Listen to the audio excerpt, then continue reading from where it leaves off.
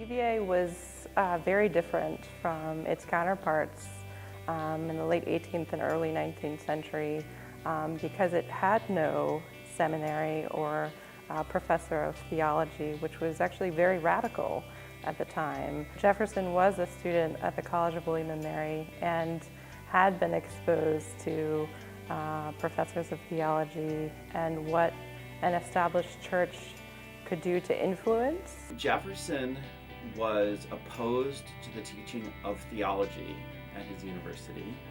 His role was really to challenge established churches, right? The sort of overlap of church and state in colonial America. He wasn't challenging Christianity per se. He in no way sought to distance himself from Christianity. He wanted to flatten the established church because he thought they were sources of tyranny over the people. There's some sense, a Jeffersonian sense, that religion is dangerous. You know, there's something we gotta watch out for, which made perfect sense in that period, thinking about the wars of religion in Europe. And that can get into a kind of fear model where you sort of have to hold it at arm's length. It's important to remember, I think, that the Anglican Church had incredible power as the established church, right? It could enforce that you attend church every Sunday. They taxed their congregants. They persecuted dissidents or dissenters, right, such as the Baptists. It's that sense of wonder, awe, even reverence in the face of creation that inspires enlightened thinkers like Jefferson. This is not anti-religious, this is religion. This is the core of natural religion. Jefferson was in some ways the ultimate Enlightenment thinker, and so that means his primary devotion was to reason. He didn't believe in the Holy Trinity. He thought that, including many other miracles and fabrications in the Bible, were just priests' attempts to basically use their power for personal gains. And he really sought to purify the Bible of those corrupting elements, what he saw as corrupting elements. Ultimately, he sat down with two Bibles and a pair of scissors or a knife, I don't know exactly what he used, and cut out those parts of the New Testament that to him smacked of superstition. His version of Christianity, which you can see best epitomized in his Bible, was really to him a purification of what he saw as these extraneous elements that priests and other people who just sought to gain power for themselves had inserted over thousands of years. But it was his personal beliefs. It was nothing that he would impose on anyone else.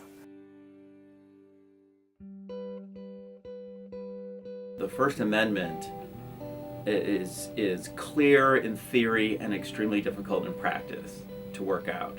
And so, especially when you have such a dominant religious culture like evangelical Protestantism in the American South of the late 19th, you know, how do you, what does it mean to be a public university in that kind of context? The professors in the academical village were supposed to be, in effect, acting in loco parentis, and that idea of family, which is so crucial to Jefferson in his political and social thought.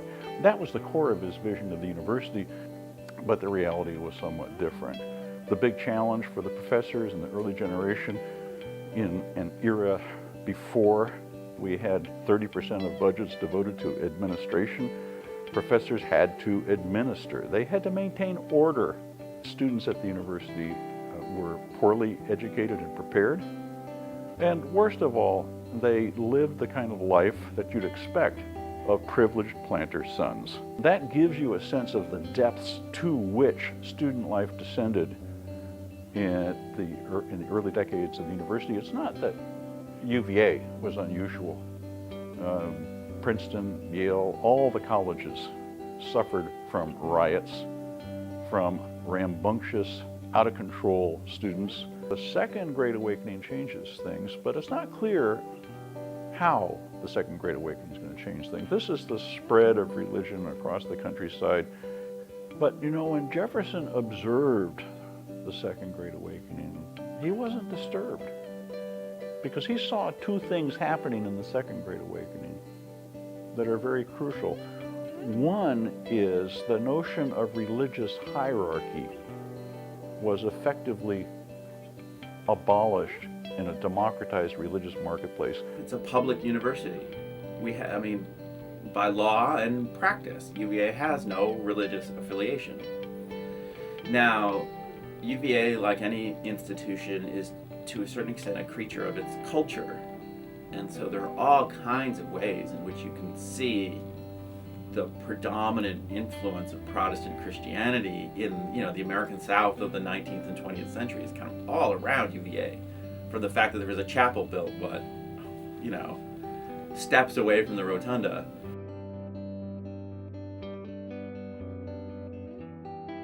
It's kind of late Victorian Southerners just could not imagine a university without chapel. He probably would have rolled in his grave, to see that chapel constructed, because he was vehemently against any particular religious meeting place being constructed on grounds, even if different groups were going to use it. He did, later on in his life, I think, accept that some of the public rooms at the university could be used for religious meetings, but he was really against having a chapel or a specialized religious meeting space. I remember a time when I tried to reserve a room in Newcomb Hall for a faculty Bible study, and I was denied. I couldn't even hold a faculty Bible study. And I remember asking Mr. Herring, was his name. He was the head of Newcomb Hall. I said, Mr. Herring, could I have a faculty book study on Karl Marx's Das Kapital? And he said, yes. I said, what if I wanted to do a book study on Hitler's book, Mein Kampf? That would be fine. What about a Bible study on the Gospel according to Mark? That would be wrong. He was interested in discouraging, groups who were sort of pushing set religious doctrine on other students from, really gaining traction at the university. Because if they were already there and willing to sort of co-opt students into their faith, then where was the learning curve, right? Where were students going to pursue and create their own faith if these groups were just there to sort of bring them into their fold? And so that was the prevailing view, and who knew to argue with that? Well, two students knew to argue with that, or at least research it. One was an undergraduate student named Beat Steiner. The other one was a graduate student named Jim Keim.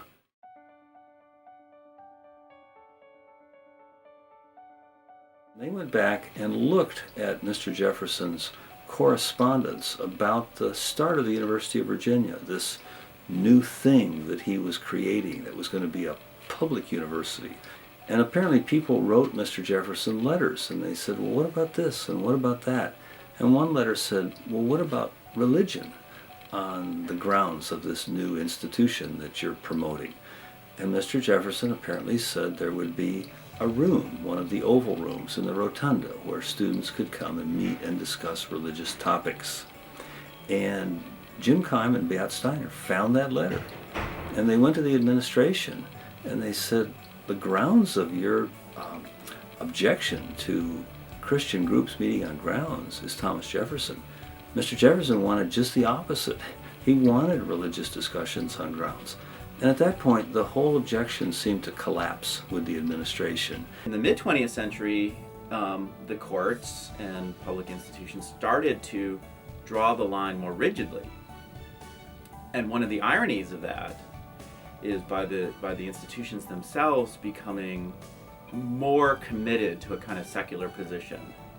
I think it allowed more space for both student groups to get involved and for things like a Department of Religious Studies. The U.S. Supreme Court in 1963 issued a ruling in a case that's called Shem, in which the court itself made a distinction between teaching religion and teaching about religion, and basically said public schools or universities cannot teach religion, but they can teach about religion.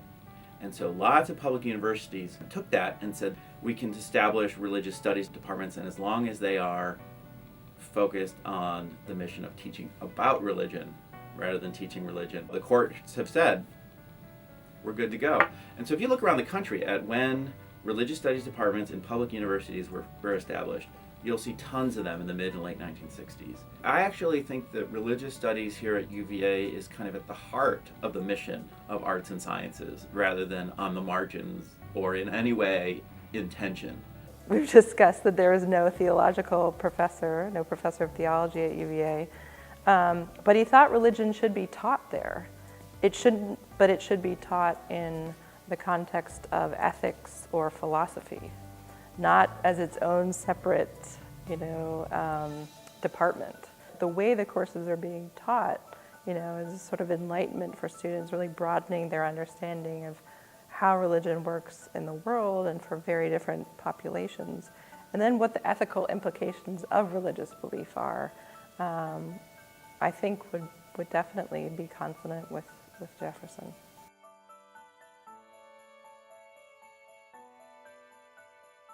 You may not be familiar with his famous letter to James Madison in 1789, September 6th, in which he talks about how the earth belongs to the living. Every generation has to govern itself rather than treat what a previous generation did as the Ark of the Covenant. That is permanent and perfect, never to be changed, never to be challenged. We get a lot more sort of consumer orientations, a lot more picking and choosing, a lot more blending and hybridity, and Christians who are incorporating psychology, Jews who are incorporating Buddhism, Catholics who do yoga. I mean, all the kind of mixing that I think that's going to continue apace. It's always a challenge to find a way to make sense out of everything. And what you, Jefferson, and others, you all come to this knowledge of your radical insufficiency, that you are a mote of dust. You will pass. The earth will not change because you lived and died. And understanding that nonetheless there's some kind of compelling imperative to act for the good in accord with what you understand to be some kind of design or purpose. All of us, using different languages, drawing on different traditions, are trying to answer those questions, meet that challenge.